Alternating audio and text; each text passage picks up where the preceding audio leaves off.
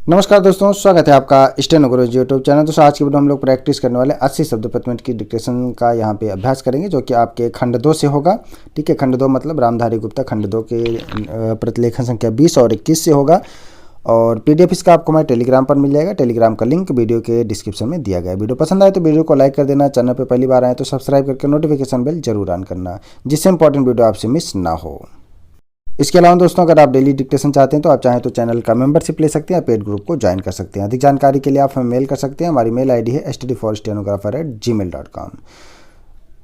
Dictation लिखने के बाद बहुमूल्य सुझाव अपना कमेंट बॉक्स में जरूर देना, ताकि आने वाली वीडियो में हम और बेहतर कर पाएँ। दोस्तों, इसमें जो आउटलाइन आपको दिख रही है वो ऋषि प्रणाली में है। ठीक है, जरूरी नहीं कि आप हमारी आउटलाइन का प्रयोग करें, हो सकता है आप हमसे बेहतर बनाते हो, तो जो आप वही आउटलाइन बनाइएगा जो आप आसानी से बना सकें और पढ़ सकें। तो ज़्यादा समय न लेते हुए चलिए स्टार्ट करते हैं। Ready, 5 second. 80 शब्द प्रति मिनट की स्पीड से होगा, सभी लोग प्रैक्टिस करेंगे। स्टार्ट। आदरणीय साथियों, कई सरपंच निर्विरोध चुने गए। अनेक चुनाव के बाद जीतकर सरपंच बने। ग्राम पंचायतों के सरपंच ही पंचायत समितियों के सदस्य बने एवं उनमें से प्रधान व उप प्रधान अप्रत्यक्ष रूप से निर्वाचित होते रहे। सब पंचायत समितियों के प्रधान सांसद व विधानसभा सदस्य जिला परिषद के सदस्य बनते रहे। उन्हीं में से जिला परिषदों के प्रमुख व उप प्रमुख चुने जाते रहे हैं। न केवल राजस्थान राज्य में ही अपितु देश के अधिकांश राज्यों में पंचायती राज व्यवस्था की स्थापना के आरंभ के वर्षों में इन संस्थाओं ने ग्रामीण विकास की दिशा में अच्छे परिणाम दिए। लेकिन कुछ वर्षों बाद किन्हीं कारणों की वजह से पंचायती राज संस्थाएं अपने सौंपे गए उत्तरदायित्व को सही ढंग से निष्पादित करने में असमर्थ दिखाई देने लगीं। अर्थात ये संस्थाएं अपेक्षित परिणाम देने में असफल रहीं। इसका सबसे बड़ा कारण इन संस्थाओं के पास वित्तीय साधनों की कमी रही। साथ ही अधिकांश राज्य सरकारों ने पंचायती राज संस्थाओं के चुनावों में भी अधिक रुचि नहीं ली।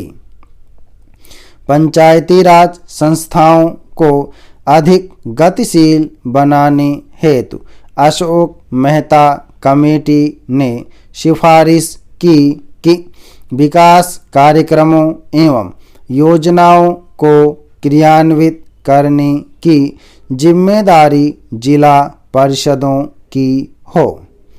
समिति के अनुसार पंचायतें 10-15 गांवों की मंडल पंचायतें हों तो अधिक सक्षम होंगी। ये मंडल पंचायतें ग्रामीण विकास योजनाओं को क्रियान्वित करेंगी। साथ ही समिति ने पंचायती राज संस्थाओं के चुनाव मुख्य निर्वाचन अधिकारी से करवाने की सिफारिश भी की।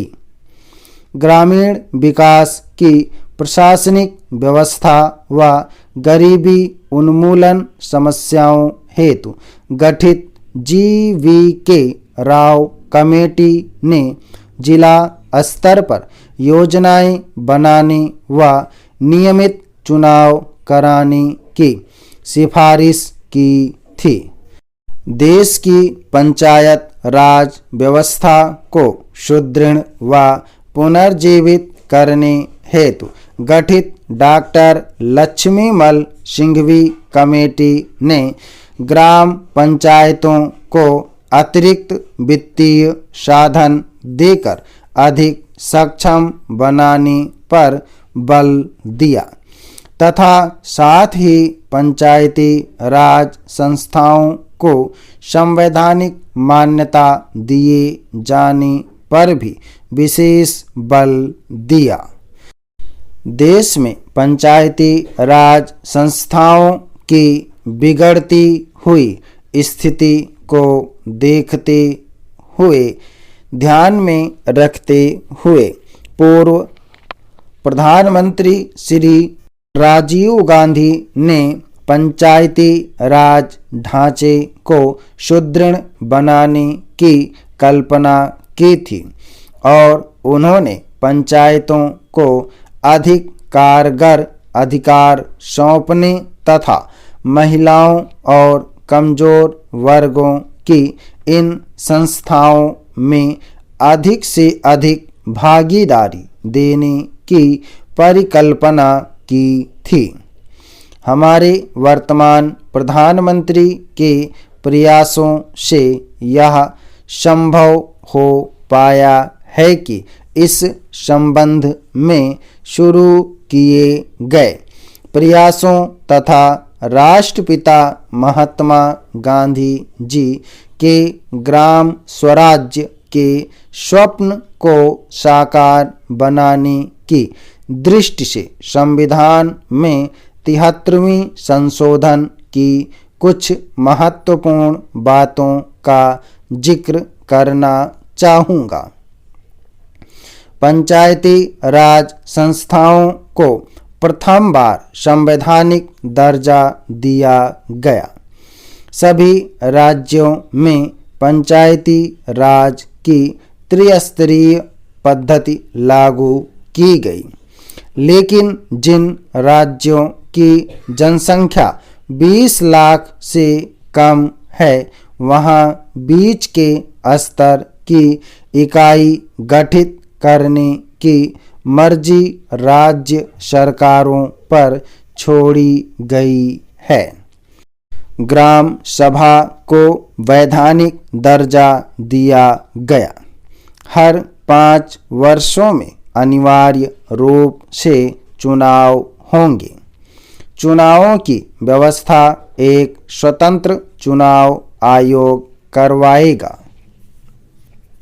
महोदय, भारत जैसे बहुभाषा भाषी देश में जहां विभिन्न भाषा परिवारों की 1652 भाषाएं बोली जाती हों, अष्टम सूची के अनुसार देश की 18 प्रधान भाषाएं हों, खान पान वेशभूषा रीति रिवाज आदि की दृष्टि से भी एक प्रांत दूसरे प्रांत से बहुत भिन्न हो, वहाँ देश की अखंडता को बनाए रखने के लिए सबसे अधिक आवश्यक यह है कि संपूर्ण देश के नागरिकों का वैचारिक स्तर पर आदान प्रदान हो, सांस्कृतिक विनिमय हो, एक दूसरे